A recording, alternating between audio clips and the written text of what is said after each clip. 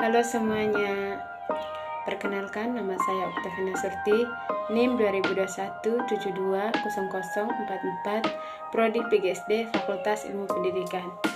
Baik, di sini saya akan menjelaskan materi mengenai prinsip-prinsip pembelajaran bahasa Indonesia di SD berserta dengan contoh yang sesuai dengan kurikulum Merdeka pada fase A. Baik, ada beberapa prinsip-prinsip pembelajaran bahasa Indonesia di SD. Yang pertama, pembelajaran berpusat pada siswa. Siswa adalah pendekatan pembelajaran di mana siswa ditempatkan di pusat proses pembelajaran. Dalam pembelajaran ini, guru berperan sebagai fasilitator yang membantu siswa menggali pengetahuan dan keterampilan mereka sendiri.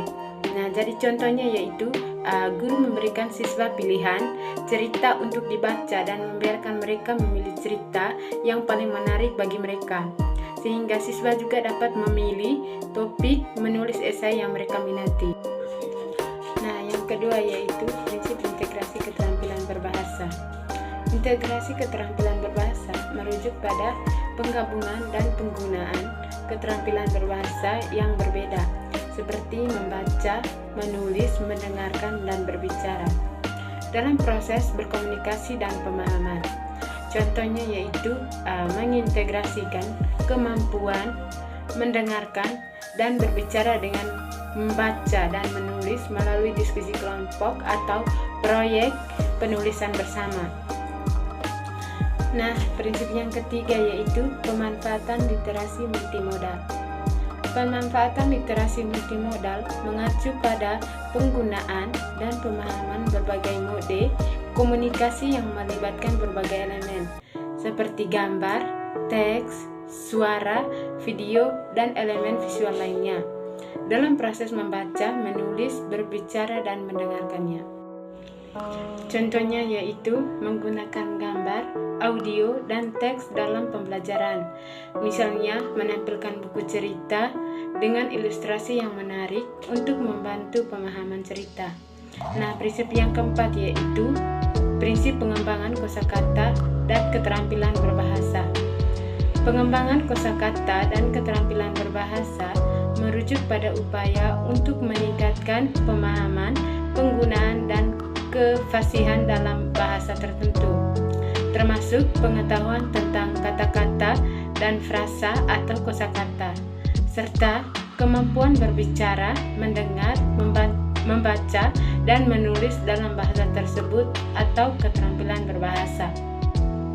Contohnya yaitu guru dapat memperkenalkan kata-kata baru dengan menggunakan gambar, definisi, dan contoh kalimat untuk membantu siswa memahaminya.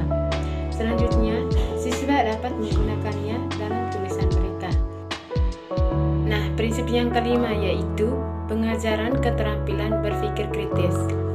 Jadi, pengajaran keterampilan berpikir kritis ini merujuk pada upaya untuk mengembangkan kemampuan individu dalam menganalisis, mengevaluasi, merinci, dan memahami informasi secara mendalam.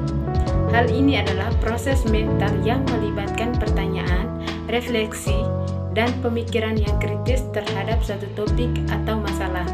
Nah, contohnya yaitu guru meminta siswa untuk menganalisis cerita dengan menanyakan pertanyaan seperti apa pesan moral dari cerita ini atau cerita yang sudah dibacakan oleh siswa. Nah, dan pertanyaan yang lainnya itu apa yang bisa kita pelajari dari karakter utama. Nah, prinsip yang keenam yaitu pendekatan bermain dalam pembelajaran. Pendekatan bermain dalam pembelajaran adalah suatu pendekatan atau metode pendidikan yang menggunakan unsur-unsur bermain dan elemen permainan untuk menciptakan pengalaman belajar yang lebih interaktif, menarik, dan menyenangkan. Contohnya yaitu guru mengadakan permainan kata-kata, permainan peran atau teka-teki untuk membuat siswa atau pembelajaran siswa dalam bahasa Indonesia itu menjadi pengalaman yang menyenangkan atau interaktif. Nah, sekian saja penjelasan materi dari saya. Sekian dan terima kasih.